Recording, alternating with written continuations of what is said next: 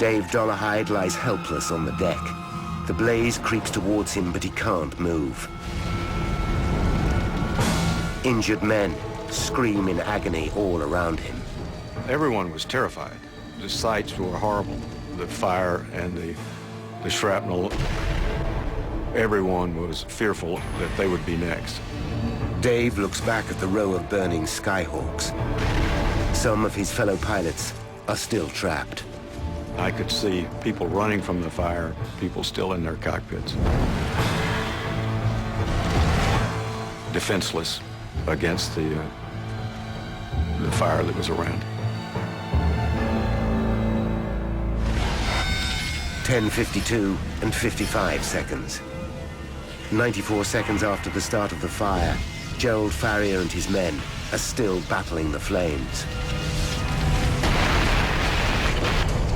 A massive explosion rocks Forrestal. The shock wave is so intense, it causes a brief glitch on the ship's camera. The blast instantly kills Gerald and most of his firefighting team. Then, 9 seconds later, another huge explosion. This second blast is even more powerful and rattles the supercarrier to its core. The impact punches a 3-meter-wide hole in the armor-plated deck. Burning jet fuel pours through the breach into the heart of the ship. Below deck, men burn alive. In the mayhem, crew members battle to get the situation under control.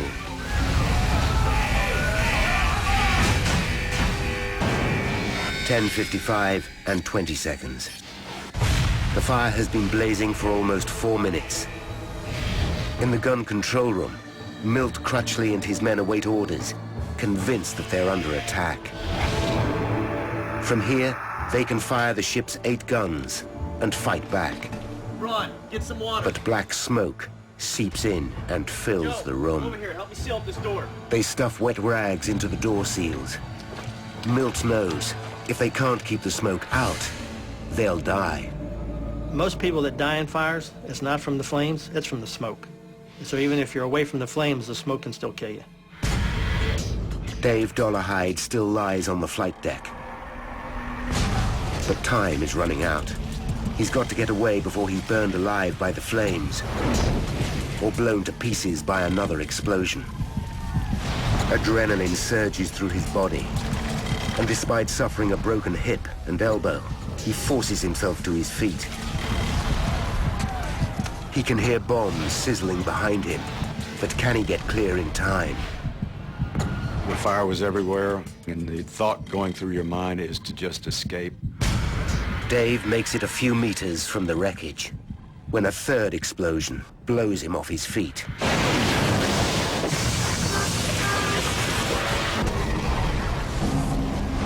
Four more blasts tear the rear of the ship apart.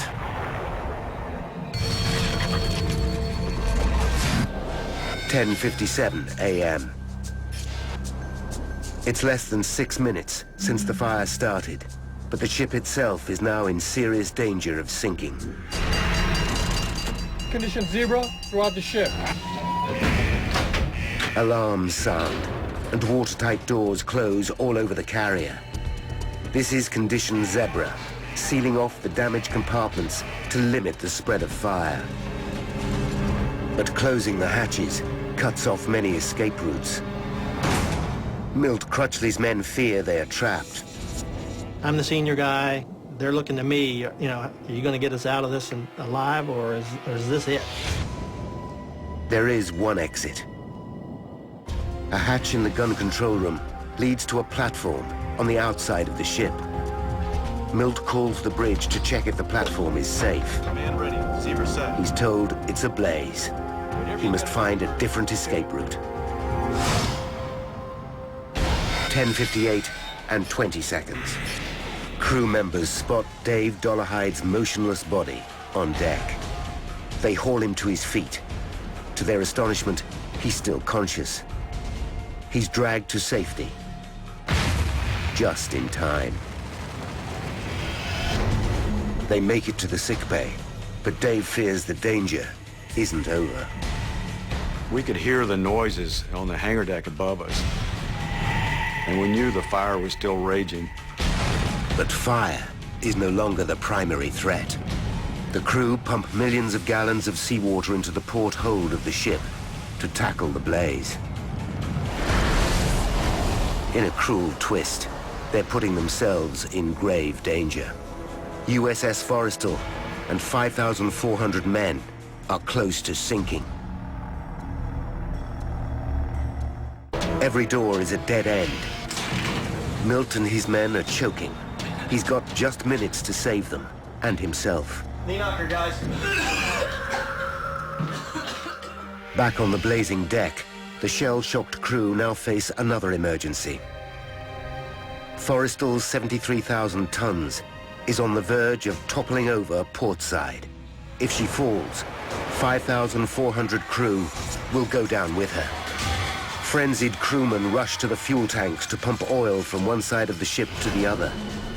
They must get weight to starboard, or the ship will be lost. Across the deck, thousands of pounds of explosives sizzle in the extreme heat. Captain Beeling orders the crew to get rid of anything that might detonate. They jettison multi-million-dollar planes and tons of bombs into the ocean. Below deck, Milt still can't find a way out, and he and his men are suffocating. He has no alternative but to lead them back to the gun control room. He realizes he's got one escape route left, the hatch door out onto the blazing gun platform. He's been warned an inferno awaits them on the other side. But this hatch door is their last hope.